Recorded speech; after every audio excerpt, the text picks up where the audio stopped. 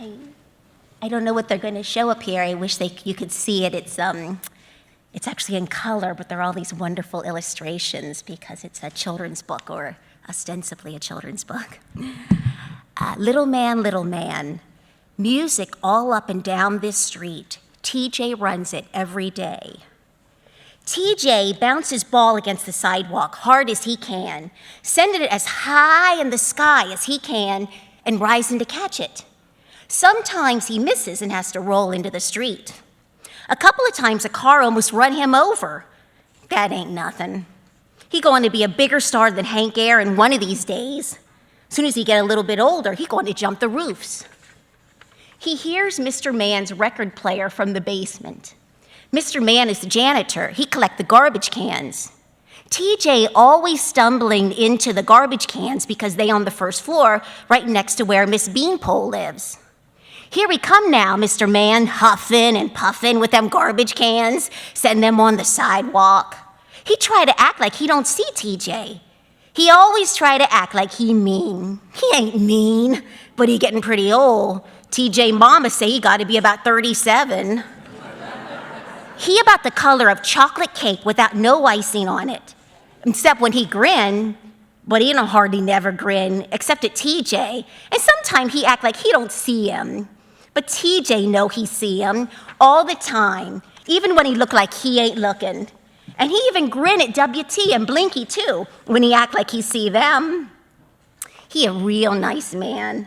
Sometime he take them down to the basement where the furnace is, and he tell them stories, and he give them ginger snaps, and the furnace keep huffing and puffing, just like Mr. Man with the garbage cans. And it get real red hot, and Mr. Man grin with all of them teeth. Ain't it real nice then? He a real nice man. He go downstairs now, though, before TJ can throw him the ball and make him catch it. So he bounced the ball back up in the air again and jumped to catch it. This time he catch it right, but he got to fall down on his knees, and he scraped one knee. Blinky and WT done stopped skipping rope and watching him.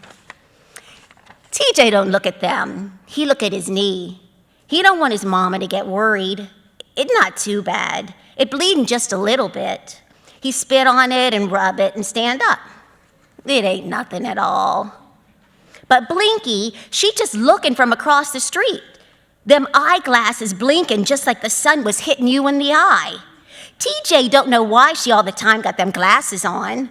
She say she can't see without them. Maybe that's true if she say so, but TJ put them on one time and he couldn't see nothing with them on. He couldn't see across the street. Everything looked like it was rained on. So TJ ain't too sure about Blinky. It was some white folks at school brought her them glasses. If he can't see out of them, how's she gonna see out of them? And she older than he is. She 8 years old. She ought to know better, but she a girl. WT is 7, ain't no excuse for him at all, skipping rope and following behind Blinky. WT got the right name. He the color of tea after you put in the milk. Blinky, she a funny color. Her color changing all the time. She always make TJ think of the color of sunlight when your eyes closed and the sun inside your eyes. When your eyes is open, she the color of real black coffee early in the morning. A car comes, wow, up one end of the street and down the other, gone now, hey! And Blinky yells from across the street, TJ, you trying to get yourself killed? Ain't no reason to answer her, and he bounced the ball hard as he can, back up into the air. It go way, way up. Now look at that, and you over there skipping rope. I sure you hope you saw that, you jive. He catches the ball as the ball comes down, but it knocks him on his ass. It hurt him a lot, but he don't want to act like it hurt, and so he get up and don't say nothing to Blinky. He act like he ain't heard nothing, and he look up and down the street where he was born. This street long, it real long.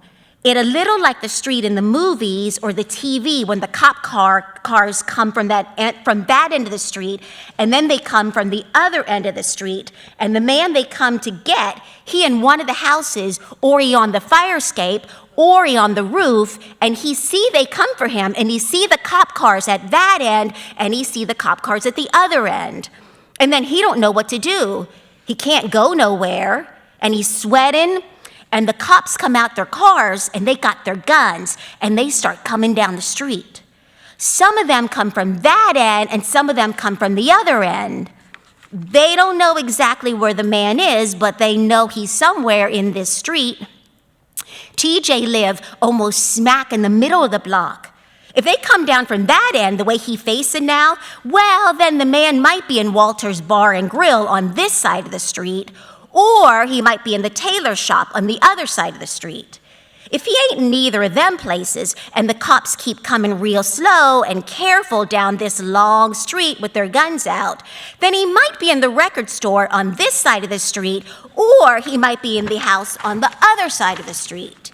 He might be on one of the fire escapes, or he might be on the roof. If he on one of them roofs, don't care which side of the street he on, he going to have to run like a mother and jump a roof to get him to another block. But the cops already thought of this, and they got their cars in all the other blocks. And now everybody on the street get real uptight, and the cops move slow, and the people don't say nothing, but they watching. If the man ain't in the record store, then he in the house next to the record store, or he in the candy store on the other side of the street. If he ain't there, then he in the next house, or in the church on the other side of the street. If he ain't there, then he in TJ's house on this side of the street, or in the house across from TJ's house. TJ's house in the middle of the block, so he turned now and looked the other way. The cops coming from the other end of this long street got to watch out for their man from the playground on TJ's side of the street, or from the empty lot on the other side of the street. He might be in the ice cream parlor on TJ's side of the street. He might be in Blinky's house on the other side of the street. He might be in the liquor store on TJ's side of the street. He might be in the house across from the liquor store. He might be in WT's house on this side of the street. He might be in the house across from WT. After that, they're the church again. One thing for sure, by the time the cops get this far, they know they got their man. He's sweating and running and ducking, but he done for. He not going to get out of this street alive. Sometime he running down the middle of the street and the guns go pow and blam. He fall and maybe he turn over twice before he hiccup and don't move no more. Sometime he comes somersaulting down from the fire escape. Sometime it from the roof, and then he scream. WT and Blinky done come running across the street, and WT say, "You hurt yourself, man?" WT always want to sound like he's so grown up. "No, I ain't hurt myself. Thought you was skipping rope." Blinky, she just looking with them glasses, just a blinking. TJ don't bounce the ball this time, though. He a little afraid to have to try to catch it again now that Blinky and WT on this side of the street. And his behind don't hurt him. It hurt him more, and his behind do hurt him. It hurt him more and more, but he act like it ain't nothing. "Man, we saw you fall down 2 times. That's why you come on over here. I'm supposed to watch out for you. You know that." "You ain't got to watch out for me," TJ say, and he bounced his ball on the sidewalk, but not hard this time, just enough to catch it in his hand. But he happy, really, that WT standing there looking at him with that grown-up frown. TJ ain't got no brothers, and WT like a brother for him. He do look out for TJ, that's true, and TJ bounced the ball a little bit again. TJ asked WT, "You see me catch it before?" "I saw you fall on your ass," WT say. That WT all over. Ask him a simple question, he gotta be smart. Sometime TJ wish he had another friend, somebody who wouldn't be all the time be being smart with him. But he the smallest boy in the block. Ain't but WT be bothered with him. TJ doubt even Blinky be bothered with him if she wasn't all the time running after WT. WT younger than the other boys, true, but soon he be getting big. He pretty big already for his age. Then maybe he won't bother with TJ no more neither. The other boys, when they in the block, sometimes they play stickball in the street, but mostly they sit on the stoop and they play cards and shoot crap, and sometimes they get to fighting. Then they go up to the roof, Or they go behind the stairs and they shoot that dope in their veins and they come out and sit on the stoop and look like they gone to sleep. They don't look like they never bother nobody, but WT say that why he look out for TJ, so TJ won't never get to be like that. TJ don't see how he ever gonna be like that, but then WT say, just like a real old man, they didn't think so neither.